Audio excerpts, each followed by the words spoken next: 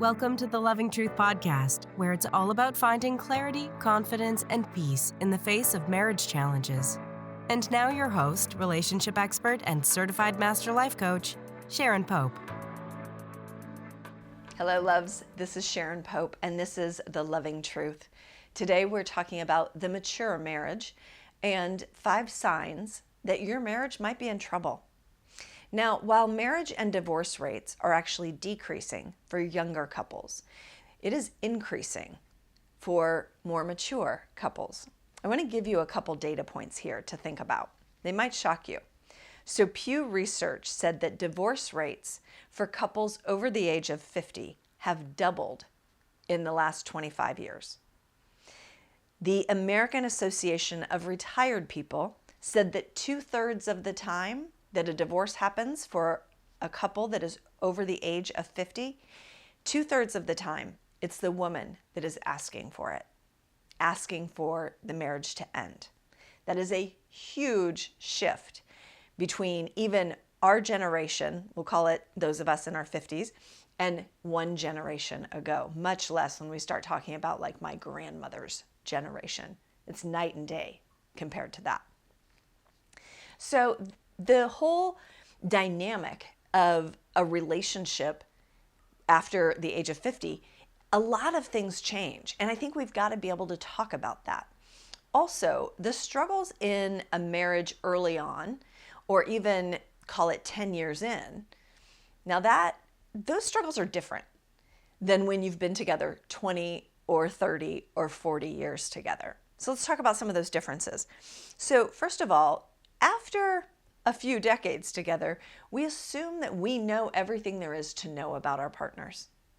And what happens is that we stop remaining curious. We stop asking questions. We assume that they have not changed at all. And particularly for women, we change a lot throughout the decades. And for women in our 50s and 60s today, like we're not just sort of slowly coasting into the grave, are we, ladies? We're like, what can we create next? What else do we want to experience in our lives? In many ways, we're sort of just getting started or restarted in our lives. This idea that we know everything there is to know, it doesn't help our relationships. I saw a meme one time. I talk about this occasionally because it has stuck with me. And I've looked and looked for it so that I can identify the author, but it was essentially a young man who was talking to his grandfather about his grandfather's marriage to his grandmother and asking like, what's the secret to being together for 50 years? And the grandfather said something along the lines of, I'm going to paraphrase here because I don't have the exact quote, but the grandfather said something along the lines of, you know, your grandmother has been 8 different women over the course of the 50 years we've had together. And I have enjoyed getting to know every single one of them. Now imagine if we approached our relationships like that, where we weren't scared of the changes that we see in our partners, but curious about them, excited about them, expecting them to happen, so that then we can remain curious about our partners. That curiosity is a really important piece. I remember I was coaching a man one time, and I had previously coached his wife. They had been married at least 20 years. And I remember him saying to me, she says we don't talk. We talk every day. We've been married for 20 years. What the heck does she want to talk about? Like he really had no idea what she was seeking or what she was asking for. And ultimately what she was asking for were more points of connection.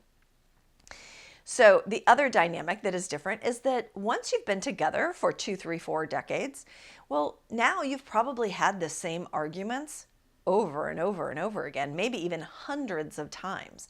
And so in many ways, after you have the same argument a bunch of times, you sort of give up on continuing to have that same argument, right?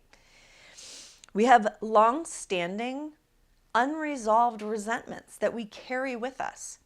I was speaking with a client, I would say it was probably a few weeks ago that we were having this conversation. And she's now in her late 40s, but she was telling me about when her daughter was born. And what the kind of load that she was carrying at the time in terms of all that she had to manage and the way in which her husband didn't show up for her and the family at that time. And he's thinking, this is ancient history. Why are you still carrying this? But when we don't resolve the issues or challenges, they just come as resentments that we carry with us through our experience. And the longer you've been together, frankly, the more resentments you have, right? And so those mount up. And a bunch of little ones create something that is a much bigger deal.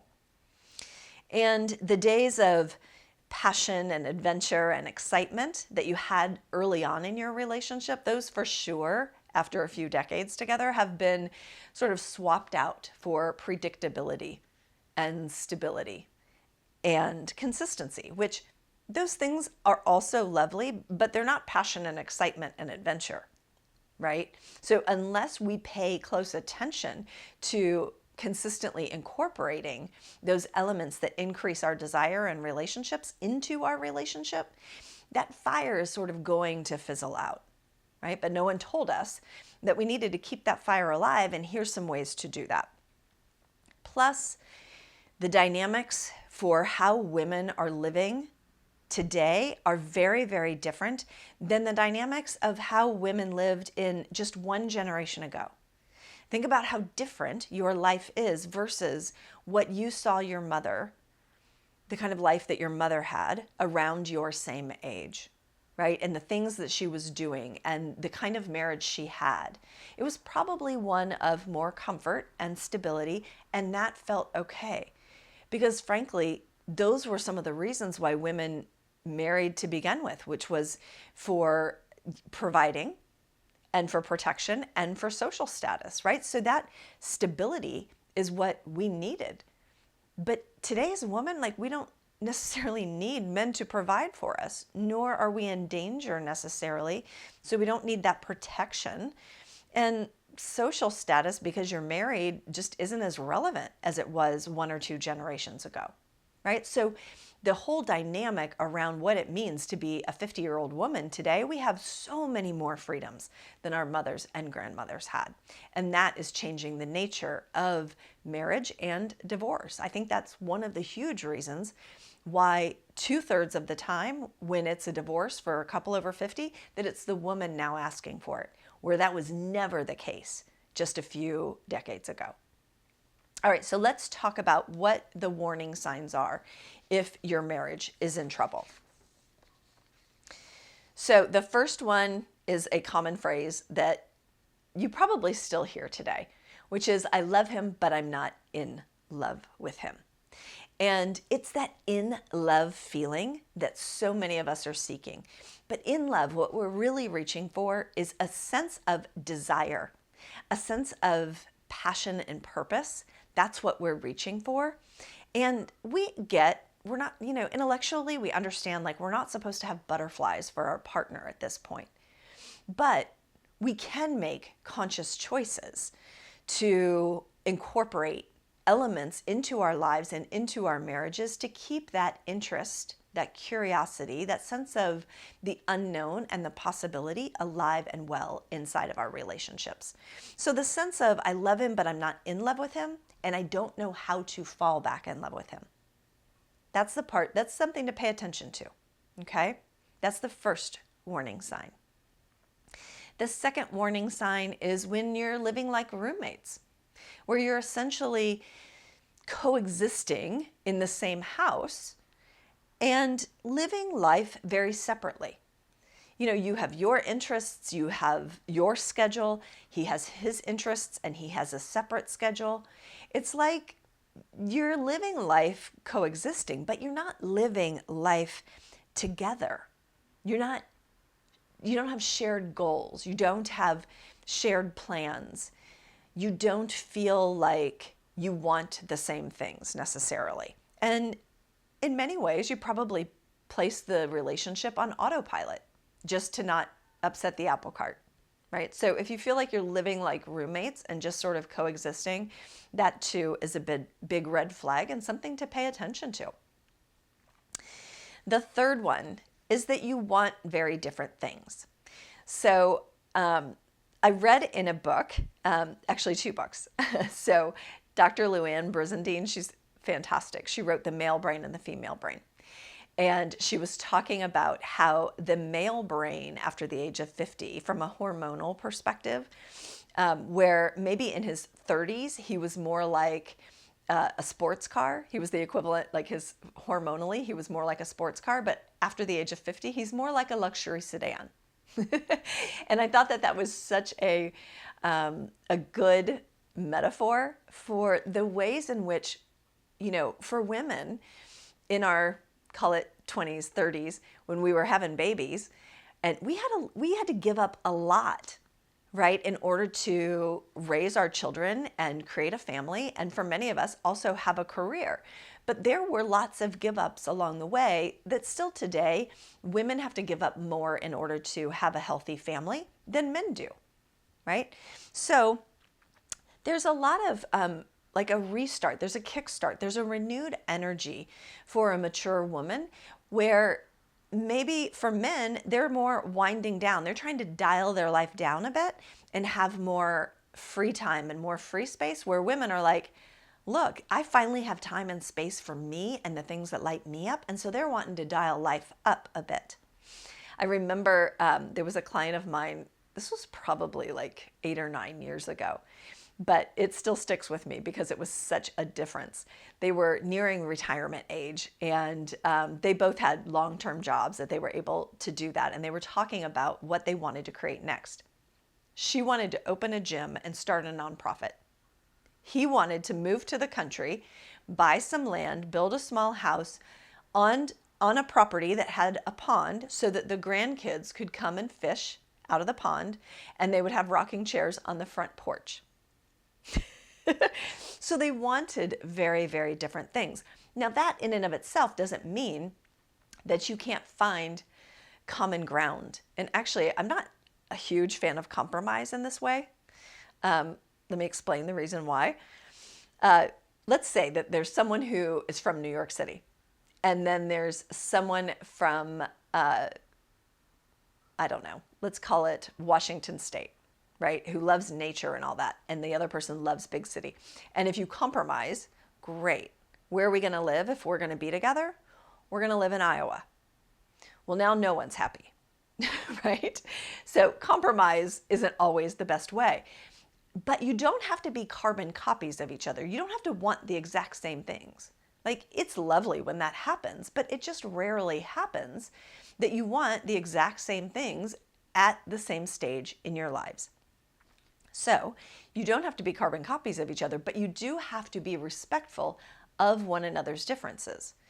I think the problem that we get into so often when we have those big differences between what we want and what our partners want is that we think that we're right, and we don't want to give up on our dreams and our desires for our lives, of course.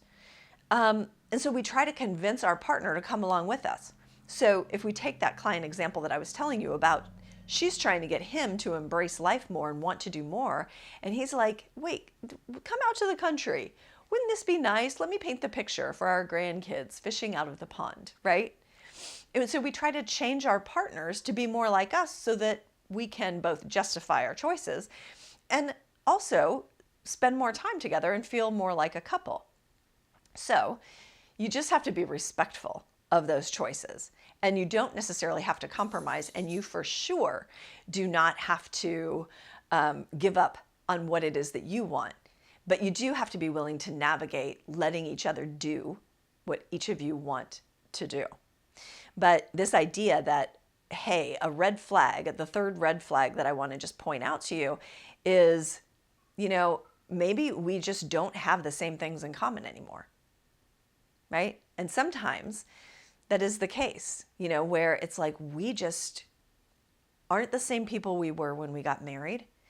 And what we want and how we want to live our lives is so dramatically different that we can't find that middle ground, and we can't find that compromise where it really, really works. The fourth warning sign that your marriage is in trouble is that the attraction is gone. I had a client one time who told me about, my husband is very attractive. Lots of people tell me how handsome he is, but we are not closely connected. We don't have any level of intimacy with one another, even though we've been together for more than 40 years. And I think that that is so important, because while attraction may have been the thing that brought us together in the beginning, it's certainly never the glue that holds us together over time. It's really that closeness and intimacy that can only be created through long period of time together that is so important later in life. So some of the things like shared values, and I'm attracted to my partner, and we wanted some of the same things when we were young. Those are the things that'll bring us together and keep us together early on. But later on in life, attraction isn't necessarily the thing. What's going to keep us together is a level of intimacy and connection and closeness. And I don't know about you, but there was no class on creating intimacy in your marriage, either before you got married or during your marriage. Like, there wasn't a class that you necessarily missed. So a lot of men will think, if I walked up to any man on the street, I promise you 9 times out of 10, if I asked them the question, define intimacy, their definition of intimacy, not every man, but 9 times out of 10 is going to be sex. That's what they think intimacy is. But if I ask a woman what intimacy is, probably my guess is only 20 to 30% of the time would they define that as sex. Women tend to understand that intimacy is much deeper than that. Sex is a physical expression of intimacy, or at least it can be, but it is not synonymous with intimacy. Intimacy is about a knowing, an understanding, and a closeness and a connection between two hearts and minds, right? The last piece in terms of the warning sign if your marriage is in trouble is the long-standing resentments. If you're carrying a lot of resentment towards your spouse, and you can probably list off, like if I asked you, well, why are you so mad at him? Why are you so angry? You could probably list off 1 or 2 things, but you would almost right on the heels of that explain it away like, yeah, it was a long time ago, but this was important. And so those resentments, I feel like, come from a place of, maybe if we go back to the idea of all that women had to give up in order to have children and raise those children. And there were dreams and desires that I think essentially the day you have a child, you are directly or indirectly told that this is lovely, this is wonderful, and now your dreams, desires, and goals for your life are now on hold or on the back burner for the next, 20 or 30 years. That's a big, I don't call it a give up, because there's so much that is gained through it. But once your kids are grown and you've done your job and they're off living their lives, now is the space and time where women do have the opportunity to pursue the things that they've always wanted to do. And sometimes we can look back and go, but I didn't get to do all the things I wanted to do. And sometimes we hold those resentments against our spouse because they didn't have to give up as much to have a family as women did, for the most part. Like, of course, there are outliers, but still today, that's the case. That so much of the mental load and physical load of having children and raising a family and managing a household falls on the woman, whether they have a career themselves or not. Mostly because we haven't renegotiated those terms and conditions as we move through life at home. But those resentments that we carry that mount up over time and they go unhealed, eventually when you have that time and space for yourself, it's easy to understand how we're a little bit bitter about why didn't he have to give up so much? And so that bitterness turns into resentments, and those resentments start to mount. So that is a warning flag that your marriage is in trouble. It doesn't mean that it can't be healed, but we've got to be able to have some open, honest conversations about it if we want to heal it. So marriage is not for the faint of heart, right? Like, I know we all fall in love with this idea of falling in love and spending your life with someone, but it truly is one of the most difficult things you will do in your lifetime is to manage and navigate the ups and downs of being in an intimate relationship over the course of decades together. And we come into it with very little experience. Sometimes he was your first boyfriend, right? Or your first serious boyfriend. So we don't have a lot of experience, and we don't have hardly any training or tools. We came into marriage with what we saw growing up from our parents. And sometimes they provided a beautiful example, and sometimes they didn't provide a beautiful example. But regardless, even if it was a lovely example of what love and marriage should look like, times today have changed. And so what marriages need today to be successful, it's very different than what marriages needed just one generation ago. So the thing is that there's going to be rough waters. We're going to have to navigate rough waters inside of a marriage. That's inevitable. The problem is we don't go looking for the life vest until there's a hole in the boat, right? So that's really the issue, and that's why I wanted to bring this up in terms of what are the warning signs.